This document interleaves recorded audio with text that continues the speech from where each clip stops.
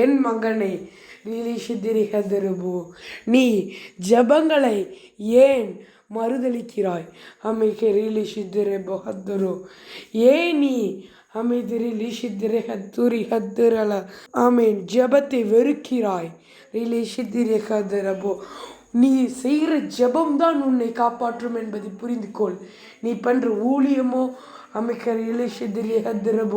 நீ கொடுக்கிற பணங்களோ கர்த்தருக்கு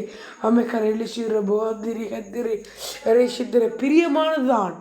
ஆனால் நீ செய்கிற ஜபம்தான் நீ யார் என்பதை கர்த்தருக்கு காட்டி கொடுக்கும். நீ கர்த்தரிடத்தில் நேரத்தை செலவழித்தால் மட்டுமே கர்த்தர் உன்னை பார்ப்பார். ஏனென்றால் மனிதரிடத்தில் ஒரு மனிதர் போய் பேசினாதான் அவன் யார் என்பதை புரிந்து கொள்வான். பேசாமலே சும்மாதிரென்று சொன்னால் அவனுக்கு புரியாது. அதே மாதிரிதான் நீ கர்த்தரிடத்தில் ஜெபிக்கவில்லைனா கர்த்தர் சொல்லுகிறார், உங்களை நான் அறியேன். நீங்கள் கஷ்டப்பட்டு ஊழியம் பண்ணுறதுக்கு ஒரு பிரயோஜனம் இல்லை. நீங்கள் கர்த்தரிடத்தில் ஜெபித்தால் மட்டுமே நீங்கள் கர்த்தரை முழு மனசோடு கர்த்தரை புரிய முடியும். ஏனென்றால் கர்த்தரை புரிய இருதயம் நம்மளுக்கு வேண்டும். உங்களுக்கு கிடைக்கிற ஒவ்வொரு ஜபத்தையும் நீங்கள் வீணாக்காதீங்கள். வைக்கிற ஜபங்களை எல்லாத்தையும் நீங்கள் அட்டன் பண்ணுங்கள். ஏனென்றால் கர்த்தர் அது மூலமாக உங்களிடத்தில் பேசுவார். பரலோக ரகசியங்களும் கர்த்தர் சொல்லியிருக்கிறார் என்பதை நான் மெய்யாகவே சொல்லுகிறேன். கர்த்தர் பேசுனா அவர் பேசுற ஒவ்வொரு வார்த்தையும் பரலோக ரகசியம் இருக்கிறது. பைபிள்ல உள்ள எல்லா வசனங்களையும் கர்த்தர் ஒரு பரலோக ரகசியத்தை வைத்திருக்கிறார். அதே போல கர்த்தர் பேசுற ஒவ்வொரு வார்த்தையும் கர்த்தர் பரலோக ரகசியத்தை வைத்திருப்பார் என்பதை புரிந்து கொள்ளுங்கள். நீங்கள் ஒவ்வொரு மீட்டிங்கை அட்டன் பண்ண போதுதான் கர்த்தர் உங்களிடத்தில் கர்த்தர் உங்களை தேர்ந்து கொண்டு நீங்கள் ஜெபிக்கிற ஒவ்வொரு ஜெபம் தான் கர்த்தரிடத்தில் உங்களை கொண்டு போய் சேர்க்கும். ஏனென்றால் நீங்கள் ஒவ்வொரு தடையும் ஜெபிக்க ஜெபிக்க நீங்கள் கர்த்தரை தேடுகிறீர்கள் என்பதை நன்கு உணர்ந்து கொள்ளுங்கள். ஏனென்றால் நீங்கள் தேட தேடதான்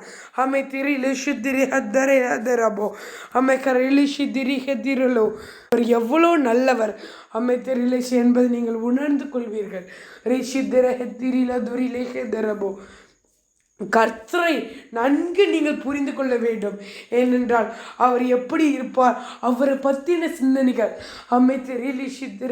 ஒரு மணவாட்டி தன் மணவாளின் மேலேயே நோக்கம் இருப்பது போல நீங்கள் கர்த்தர் மேலே நோக்கம் இருக்கணும். அவர் இப்போ என்ன பண்ணி கொண்டு இருப்பார், அவர் இருதயம் எப்படி இருக்கும், அவருக்கு ஜெபிக்கணும் என்று உங்களிடத்தில் சொல்லும் போது நீங்கள் ஜெபிக்க ஆரம்பிக்க வேண்டும். ஏனென்றால் கர்த்தர் கடைசி காலங்களில் அநேகரை ஜெபிக்கும்படி சொல்வார். ஏனென்றால் நீங்கள் ஜெபிக்கிற ஒவ்வொரு ஜபங்கள் தான் உலகத்தில் நடக்கிற தீங்கை தடுக்கிறது.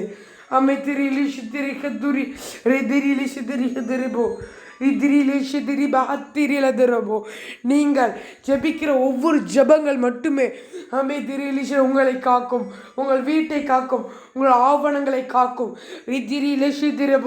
இதை தவிர வேறு எதை நீங்கள் நீங்கள் பாதுகாக்கணும்னு சொல்லி எதையா போட்டாலும் அது ஒன்றுமே வேலைக்காகாது.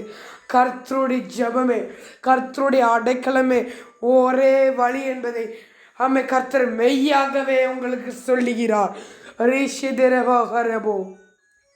நீங்கள் கர்த்தர் சொல்லுகிறது என்னவென்றால், நீங்கள் கடைசி காலங்களில் இருக்கிறீர்கள்.